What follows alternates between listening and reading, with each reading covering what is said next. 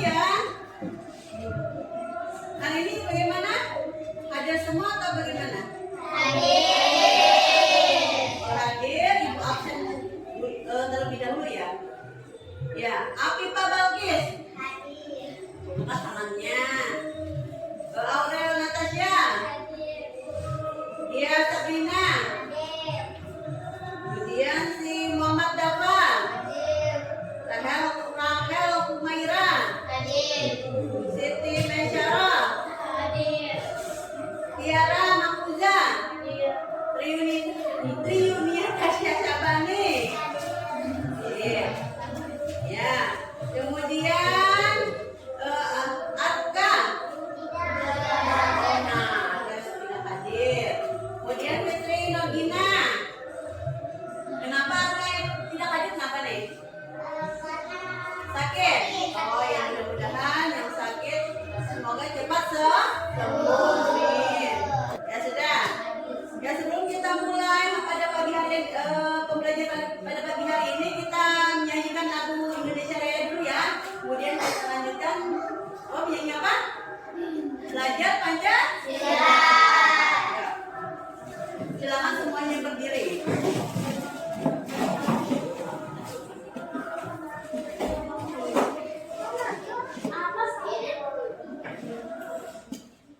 Ya, kita nyanyikan sama-sama. 1, 2, 3. Indonesia tanah airku, tanah tumpah darahku. Hiduplah Indonesia Raya.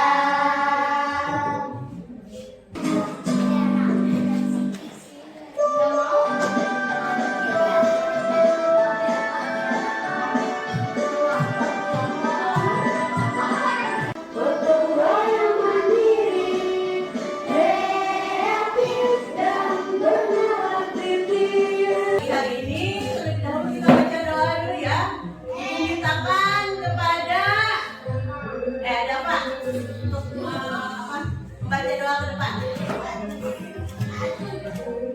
Ya. Ini Dafa. Ya. Baca doa sebelum belajar ya. Bismillahirrahmanirrahim. Walhamdulillahirabbil alamin. Silakan duduk kembali.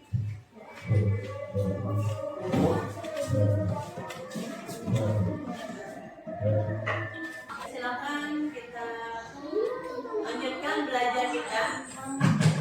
Ya, sudah siap belajar semuanya? Nah, masih ingat kemarin belajar apa? Nah, belajar tentang apa? Itu belajar tentang apa? Asiknya belajar Al-Quran surah Al-Alaq. Nah, lupa kan? Terus kita ke pembahasan materi. Buku katanya dulu ya. Nah, masih ingat surah Al-Alaq itu terdiri dari berapa ayat? Terdiri dari 5 ayat. Itu kan di mana di surah Al-Alaq? Dari kota Mekah. Kemudian surah Al-Alaq itu terdiri apa namanya, menduduki urutan berapa dalam Al-Quran? 6. Ya. Jadi kalian sudah ingat tentang Quran surah Al-Alaq. Ya. Sebelum kita lanjut ke pembelajaran, Ibu akan membacakan tujuan pembelajaran terlebih dahulu.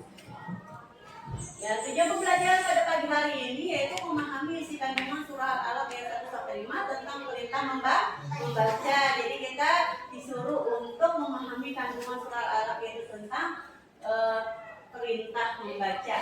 Yang kedua itu memahami perintah membaca Al-Quran dengan tafsir. Jadi kalian disuruh untuk membaca Al-Quran. Nah, perintah membaca Al-Quran dimanapun, di sekolah, di rumah, di tempat TPA lah. Nah, jadi mulai sekarang yang belum bisa membaca Al-Quran harus membaca Al-Quran. Yang ketiga itu menunjukkan sikap belajar rajin belajar sebagai implementasi Quran surah Al-Alaq ayat 1-5 dengan tepat. Jadi kalian harus gemar belajar, gemar membaca, terutama itu. Nah, karena membaca itu adalah sangat penting dan membaca itu ada termasuk di dalam dunia. Sebelum kita masuk ke pembelajaran pada pagi hari ini, terlebih dahulu kita menyanyikan dulu. Nyanyikan dulu, apa? Sebelum belajar bisa. Ya, bisa ya. Kita baca, kita nyanyikan sama-sama. Sebelum belajar bacalah bismillah. Agar terbiasa ingat pada Allah. Bacalah bismillah, satukan niatnya. Semoga kita dapat ridhonya. Ya, sebelum kita mulai belajar pada pagi hari ini, marilah kita bersama-sama membaca basmalah bismillah. Silakan keluarkan bukunya dulu. Ibu sudah. Ya, kalau sudah dibaca, nah, ibu bertanya dulu.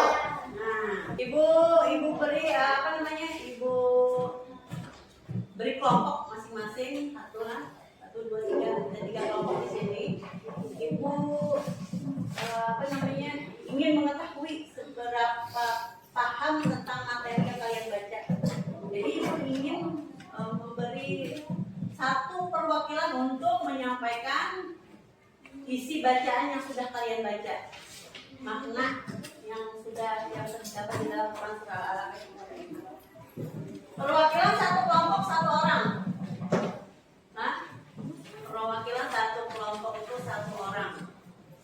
Ini apa yang dapat kalian pahami tentang materi yang sudah kalian baca? Ya, silakan. Kelompok 1. Bahasa adalah kunci mendapatkan ilmu. Allah menyukai orang yang gemar membaca. Ya, betul. Baca itu adalah kunci untuk mendapatkan ilmu pengetahuan. Jadi materi Quran surah Al-Alaq itu menceritakan tentang membaca, dan membaca itu adalah kunci untuk memperoleh ilmu pengetahuan. Kemudian kelompok 2. Allah menyukai orang yang gemar membaca. Jadi Allah menyukai orang yang gemar membaca. Terus apa lagi? Nah, jadi isi dari materi itu adalah bahwa Allah menciptakan dari segumpal darah. Allah menciptakan manusia dari segumpal darah. Kemudian kelompok 3. Ilmu pengetahuan harus dipakai dengan baik. Membaca bukan hanya kalimat tugas. Iya, betul. Jadi itu adalah isi yang terkandung dalam Quran surah Al-Alaq ayat 1-5. Ini adalah bahwa ayat ini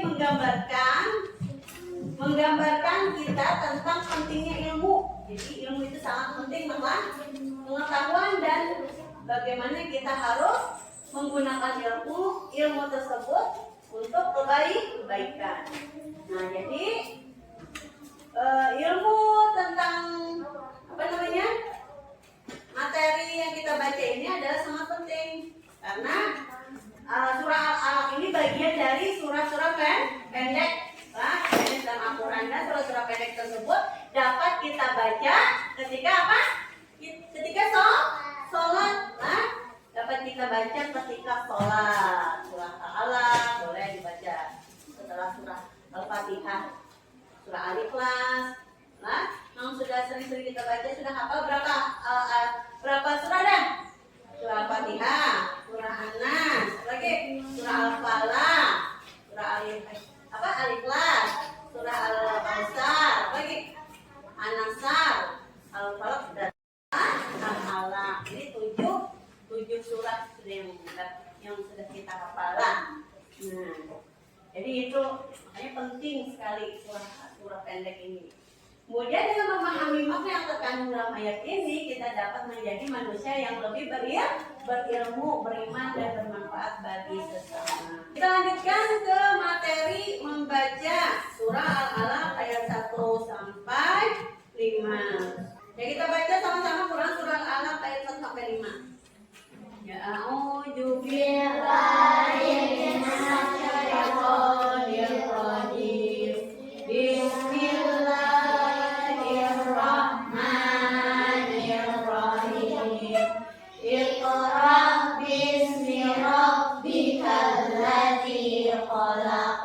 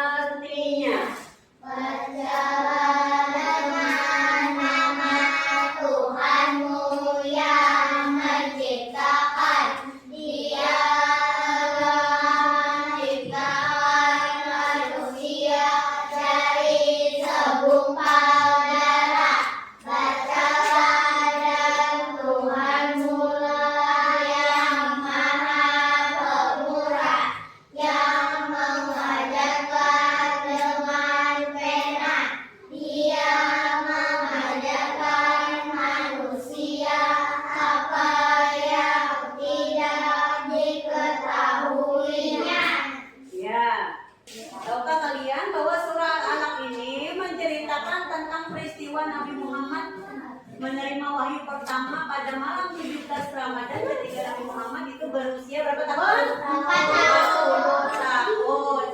Jadi beliau mendapatkan wahyu pertama ini dari Allah melalui malaikat Jibril. Nah, jadi kejadian tersebut terjadi di Gua Hira, namanya adalah Gua Hira. Nah, Nabi mendengar suara dan melihat malaikat Jibril yang memerintahkan beliau untuk membaca. Bacalah, ujar malaikat Jibril. Nah, pada waktu itu Nabi Muhammad itu tidak mengetahui baca tulis lagi. Tidak pernah baca tulis. Kalau kalian tidak mengetahui baca tulis, bagaimana perasaan kalian kalau misalkan disuruh? Hah? Grogi, gemetar, takut, ya kan? Nah, seperti itu juga yang dirasakan oleh Nabi Muhammad. Makanya kita kalau misalkan ada orang yang seperti itu yang dialami Nabi Muhammad, kita harus apa? Rajin membaca. Nah, itu. Jadi Jibril berkata, bacalah Al-Quran Nabi Muhammad. Bahwa beliau tidak bisa membaca. Nah, jadi Muhammad tidak bisa juga baca. Nah, kemudian Jibril mengulangi perintah tersebut sebanyak 3 kali. Setelah itu wahyu pertama yang diturunkan adalah ayat-ayat dari surah Al-Alaq ayat 1 sampai 5. Gitu. Nah, apakah kalian di sini sudah bisa menghafalkan Quran surah Al-Alaq ayat 1 sampai 5? Siapa sudah hafal? Hah? Sedikit-sedikit. Nah, siapa yang sudah hafal ya? Ayo, si Titik. Udah hafal? Belum hafal? Oh iya. Kalau belum hafal nanti minggu depan lah. Minggu depan kita menghafal Quran surah Al-Alaq beserta artinya. Tolong nanti dihafalkan kembali. Sekarang dari penjelasan yang sudah Ibu sampaikan, adakah yang ingin ditanyakan? Ada.